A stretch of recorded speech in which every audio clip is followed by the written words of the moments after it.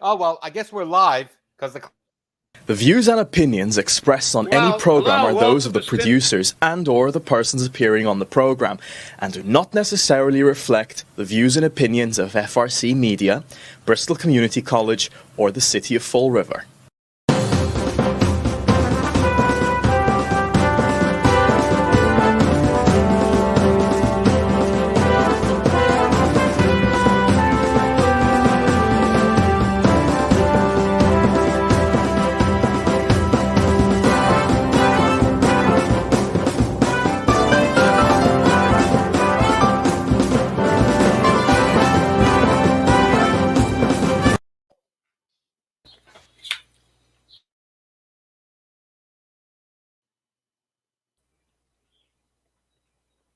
Chip, we're waiting on you. I just said hello. Welcome to Spindle City Straight Talk. I'm Chip. I'm CJ. We're having a little bit of production problems this morning. Our usual producer is on vacation in Florida, which he so rightly deserves. So it's definitely going to be interesting. Yeah. This weekend, it's Monday in the Riv. And definitely Monday in the Riv. This weekend, the mayor had a citywide cleanup, and I've been viewing the photos of it across the board. Seems like a lot of neighborhoods got involved, but the mayor seemed to have forgotten that Niagara has a neighborhood. They have a park. They have an area, and they weren't part of the cleanup. They weren't listed on the flyers. They weren't part of the cleanup. There was no dumpster here like there usually is. So it created, I think it may have created a little bit of a problem, especially if people wanted to clean up Pulaski Park and whatnot. But such is life. Yeah. Well, you know, when you do things for political reasons, it tends to get a little sloppy. So this isn't, neighborhoods do have... First, it was the Flint being the leader of the Flint Association being left out of a lot of things, and now it's Niagara. So, well, I guess we're in for a lot of this. We're beginning to get into the political season, so it's an election year. Put your crash helmets on. Yep, election year. Definitely doesn't get any easier. Shameless. Yeah, patronage on shameless patronage. So There we go. So what do we want to talk about first today? Well, I mean, we've talked old news. We've talked a lot about the Gen Andrade situation, and a lot of the mainstream media is still covering that. And now they're talking about what could this mean for Jazel Correa. And that is a big question. And I posted this in the Weekend Flush. What could Jazel be thinking right now? And what could the three co-defendants be thinking? Could they be thinking about renegotiating their plea deals? Is Jazel really going to think about what that sentence could be? I mean, because obviously this judge wants a sentence. He wants serious time. And and that's why he rejected Gen Andrade's. This could be very interesting to see. Could be very interesting to see. No, you're right.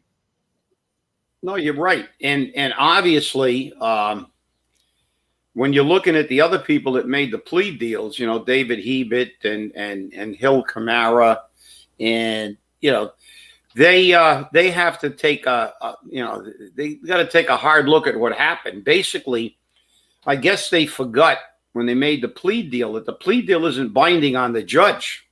That's right. That's only the feds make an offer to say that they're going to go in and ask for some leniency because of their cooperation, but that doesn't bind the judge. And we were some of the select few that knew this guy was tough before the trial started, because a very close friend of mine who's a really big time Boston lawyer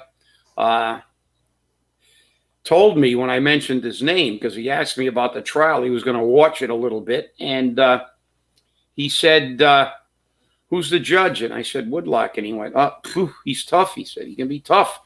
So that came from somebody who litigates up in Boston virtually all the time. And so I guess he is. So they're going to have to worry about their sentence. As you said, they agreed with the feds with what the feds were going to ask for. But now it looks like there's a very good possibility that this judge is going to do the same thing with them and say, I don't care what they want. But we get back to that really, really, really, I think was the most amazing example of perspective that we talked about on the last show. The fact that this judge, when he began to speak about what he wanted, about restitution and all these other things, gave a little speech on what it did to the people of Fall River. How about the people of Fall River? And it's amazing that someone who's not from Fall River, but of course he's a judge and he understands that. He understands the severity of what they've done and the impact it has on how Fall River is viewed by other people. And then in the face of that, we had people, including a legislator, writing letters to say, let her off with no jail time, to further buttress the argument that politicians, rich people, and celebrities have a different judicial system. Lori Loughlin didn't want jail time. She was too elite to spend time in jail. And when you have a legislator, a lawmaker, and a former police officer saying that people should not do the time after they do the crime, it seems as though a judge who has no ties to Fall River could see the damage that this criminal organization did to the Fall River's reputation. That is what really, really disturbs me about this whole process. When you saw look, I understand the letters from relatives. I understand the letters from friends. But when people who are legislators, you're going to say, don't do the time. I feel like I'm in L.A. with Gassant as a DA. Let all the murderers out. Let everybody out. You don't incarcerate anybody. Eliminate the jails. Let all the criminals run rampant like they are in L.A. I think the murder rate went up over 100% in New York City. Everywhere they got this revolving door where there's no punishment for the crime, we're seeing crime stats go through the ceilings.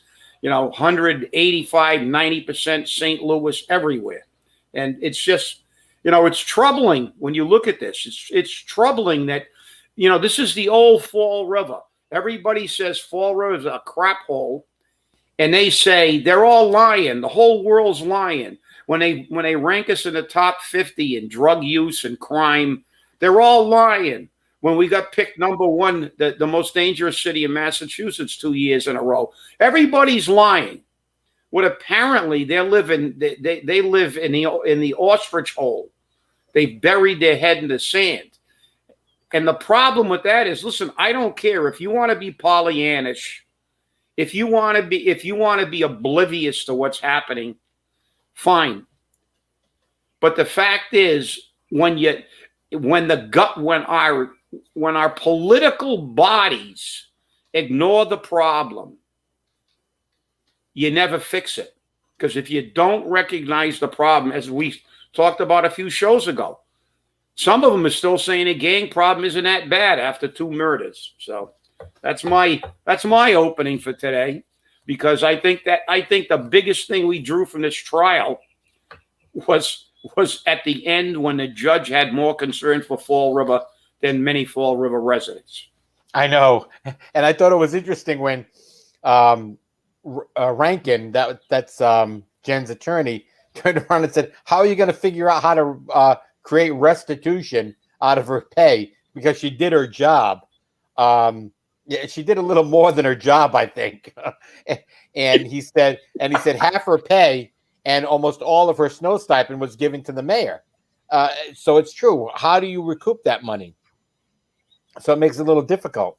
But again, I want to focus on what will the fallout be on the upcoming 3 co-defendants, because they're coming up very soon for sentencing. And I want to know what that fallout's going to be. The other thing is, and I've got it here, and this is a pro forma thing that the judge and the attorneys have to do. It's a sentencing hearing in light of U.S. v. Booker. A verdict of guilty having been entered on May 14, 2021 under the Sentencing Reform Act of 1984 is hereby ordered. Pre-witness investigation. Remember, that was the that's the probation report that they talked about a lot. And it must be, they must start it within 7 days, 7 days after the plea or the verdict, which would have been May 21st. The attorney for the government shall provide to the United States probation officer a statement of relevant facts and other documents pertinent to the federal rules of criminal procedure. So it's interesting that this is happening. This was filed on May 14th, the day of the hearing. We had it pulled out this weekend. But this is how they're going to decide where the sentencing is going to come from. They have a guidelines they're going to utilize. And remember, if you did each of the charges he was found guilty of individually, he could get 60 years or so, possibly. We know that's not going to happen. We know that they're going to, give him less than that. But is 20 years out of the question? I don't think so. I don't think 20 years is out of the question. And with this judge. No, yeah, with this judge, it's quite possible. It could even be more than that. And remember, the federal prison system isn't like the Massachusetts prison system. The federal prison system doesn't have good time. You can't earn time off your sentence. You are required to do so much time. So it could be interesting to see how this pans out for the 3 co-defendants and their plea agreements, and then on Jay's career, because remember, that's in September. That's not that far away. That's not that far away at all, because it's 12 weeks that they have to have sentencing. And people are like, well, what happened? And, why does it take so long to sentence them? In Massachusetts, they sentenced them that day. And in Massachusetts, it's not always done on that day. A lot of times it could be done on that day, but it's not done on that day. And people can understand that. I personally would be shaking in my boots, not knowing what this judge was going to do with my plea deal or with the sentencing for me, because that is going to be difficult. I mean, Jazel's not that old. What is he, 29? I think he's 29 years old. If he's 29 years old, if he gets a 20-year sentence, he won't be out until he's 49 years old. That's almost his, a good chunk of his life. It's not his entire life, but that's a good chunk of his life. And people have to ask, is it worth? Was the time worth it? Was the money worth it? Yeah, I just got a text from one of our legal eagles here saying that 85% of the time served, then you might get out. But the other thing that I think, at least in the way I'm looking at it, and obviously, look, it's the judges, but David Heben and Hill Camara could not be in quite as much trouble as Jen with this judge. I mean, this guy sees criminals every day. That's his job. And they're kind of like just regular criminals, accessories to and after the fact. But remember what Jen was referred to. The consigliere. I love that term. Like the Godfather. And yeah, I do too. But as I said on the other show, I think I think she was more the concierge of the thing. But she was intimately involved with Jazel. I mean, she wasn't just an accessory. She was almost, as they said, she was a major part of the operation. And with the statement like, you're in the family now. So maybe, there is a possibility that Hebert and David Hebert and Hill Camara could be treated a little bit differently by the judge. I don't think he'd be asking for restitution. Yeah, he may. I mean, look, I don't have a crystal ball. I'm just saying that in my opinion, he's looking at the fact that she got the stipend basically because of her, not because of her job, but because of her affiliation with the criminal activities. And also she even got the job so she could be close to him during the all this criminal enterprise. So they may actually, and that's the good thing about this. This is like a soap opera. You got to tune in because you got to see what happens. And it's really, really, it's something. And I think that I think he looks at Jen, the judge looks at Jen in a little different perspective because of the dynamic between her and Jazel. And then again, we'll see when sentencing time comes. Yep. Well, it's going to be interesting. Hey, on to another favorite topic person, May Sahady. Oh God, I was waiting for that one. Okay. She sent a letter to the entire city council and to the mayor and human resources and said that Shawn Cadime basically said Shawn Cadime is creating a hostile work environment. Isn't it funny that she's saying that's creating a hostile work environment? As I said in the flush, how many times has she potentially created a hostile work environment? How many times have other department heads created a hostile work environment? We know when Gen Andrade was there was a hostile work environment. People were fired by Gen Andrade. They were afraid. People in government center are still afraid to say anything. They're afraid to file any complaints because something may happen. But when you're in a position like May Sahady is, in a high-ranking position, you can do that. It's just very interesting because what she did was Shawn Cadime said that she was a liar in regards to monetary transfers. Because every year at the end of the year, the city does transfer funds between accounts to pay off all the bills because the bills have to be paid by July 15th. So the city does that every year. Nobody contested that on the city council. What was contested by Shawn Cadime was the fact that transfers are made throughout the year. And May Sahady said in that city council meeting, we do not make transfers throughout the year. We make them at the end of the year. We make them every year. And I will prove that. Well, she did prove that. But she said in her letter that while we do make transfers at the end of the year, we also sometimes have to make transfers throughout the year for OPEB benefits, the trust, for net school spending. I mean, it was rather interesting how she immediately changed the narrative, okay, to justify her statement. Well, because she contradicted herself. The fact is they do make transfers throughout the year because we see them on the agenda. The reality is they make transfers all the time. So now we get into a little, because if you're lying, then you make semantic debates. Listen, our sources in City Hall I've listened to complaints from people in City Hall that say she literally terrorizes people in the City Hall. So she creates a hostile work environment. Listen, for May Sahady to say that she didn't lie, if she was Pinocchio, her nose would be in Mars right now.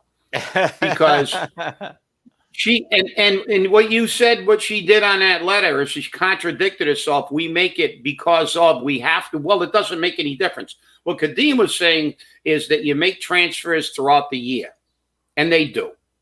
But the fact is, we know that May Sahady has lied in front of the council. You taped the meeting. That's right. Of the PEC where I made it very clear, and it's on record. And I invite everybody to go type in YouTube, Fall River Public Employee Committee meeting. There's only one on YouTube.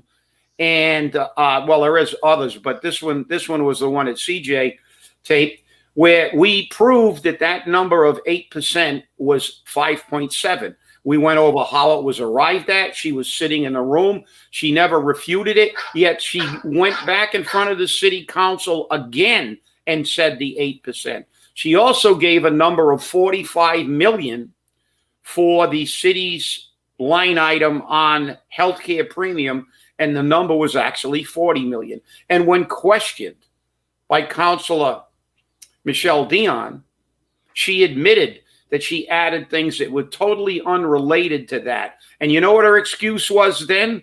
She tries to wordsmith her way out of problems. She said that she had just overprojected.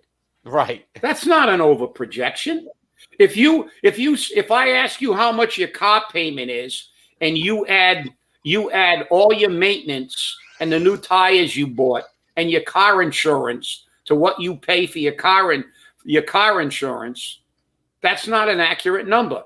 And by the way, everybody will say, well, you know, she's doing her job. No, she's not. She's actually not doing her job. She's actually being malfeasant, because she is, as the CFO, a fiduciary, and a fiduciary has a legal obligation to provide accurate figures and do what is best for the people they work for, who are the taxpayers of Fall River.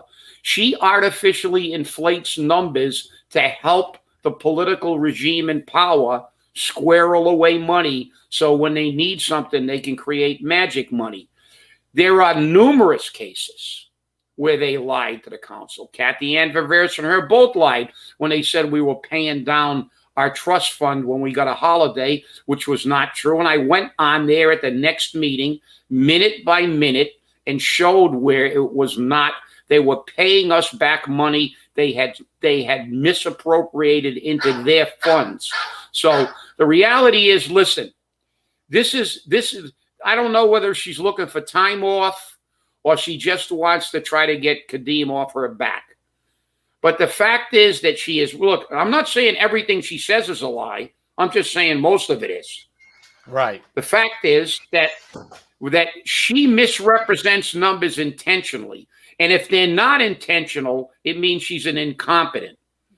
Because when she said 8%, well, it's true. It's either going to be one or the other. If you're a CFO and Gallagher and Blue Cross and everybody else tells you it's 5.7%, and then you walk into the city council meeting and you use 8% by leaving out the only number in that projected number that is an absolute, because the rebates we get from the pharmaceutical companies are guaranteed. Everything else in there is an actuarial projection based on healthcare trends.